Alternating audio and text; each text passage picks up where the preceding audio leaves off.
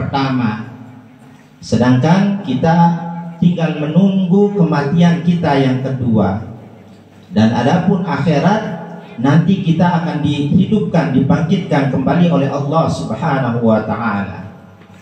Para ulama mengatakan ad-dunya khairul amal, ad-dunya, sebaik-baik tempat kita beramal adalah dunia ini, karena tidak ada amalan lagi di akhirat. Sedangkan akhirat itu adalah sebaik-baik tempat kita mengambil hasil amalan kehidupan kita selama di dunia. Allah Subhanahu wa ta'ala berfirman di dalam Al-Quran, "Wa ma khalaqtul jinna wal insa illa liya'budun."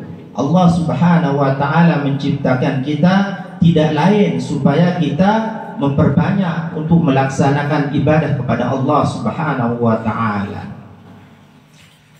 Ketika manusia diciptakan oleh Allah Subhanahu wa ta'ala dan kita pergunakan kehidupan kita ini untuk melakukan ketaatan kepada Allah Subhanahu wa ta'ala, karena itulah sebaik-baik bekal yang akan kita bawa ke alam akhirat. Maka dengan kita banyak bersyafaat kepada baginda Nabi Muhammad SAW, insya Allah di hari kiamat kita akan mendapatkan syafaat Nabi Muhammad SAW. Ketika manusia dikumpulkan di akhirat, semua manusia berkumpul dan mereka saling tanya, kita mau diapain di sini?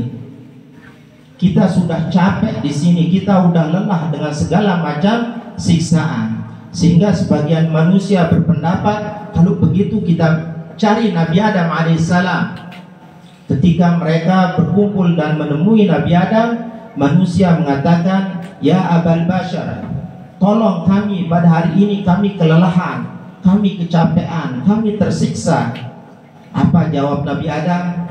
"Saya juga tidak bisa menolong diri saya sendiri. Ketika Allah Subhanahu wa ta'ala menciptakan saya dan melarang saya untuk memetik buah kholdi yang oleh iblis dinamakan pohon tersebut atau buah tersebut buah kholdi, tapi aku melanggarnya," kata Nabi Adam. "Wala taqraba hadhihi syajarah," tetapi saya melanggarnya, dan itu juga akan aku bertanggungjawabkan di hadapan Allah Subhanahu wa ta'ala, apalagi akan menolong kalian. Lalu kita akan kemana ketika tidak ada pertolongan?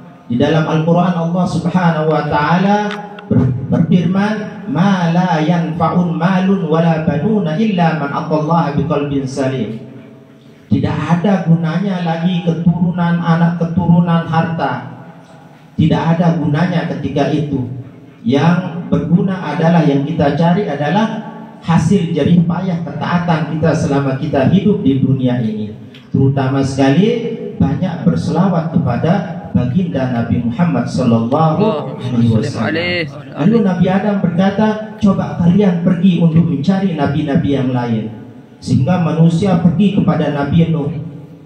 Juga Nabi Nuh demikian jawabannya, "Aku juga tidak bisa menolong diriku, menolong keluargaku, anakku ketika di dunia untuk aku masukkan ke dalam Islam. Mereka juga menolak dan saya tidak bisa menolongnya. Apalagi hari ini Allah Subhanahu wa ta'ala sangat murka, tidak bisa menolong kalian. Coba kalian pergi ke nabi-nabi yang lain." Maka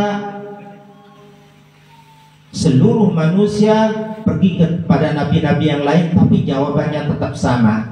Akhirnya semua manusia berkumpul dan mencari Nabi Muhammad sallallahu alaihi wasallam.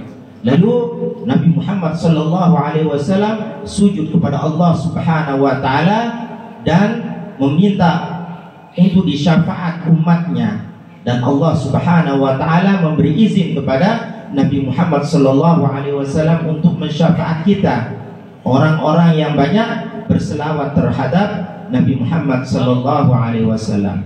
"Man shalla alayya marratan wahidatan sallallahu alaihi biha asyara." barang siapa yang berselawat kepadaku, kata Rasulullah, maka Allah akan membalasnya dengan 10 kali lipat. Nah, inilah kemuliaan daripada kita berselawat kepada Nabi Muhammad sallallahu alaihi wasallam.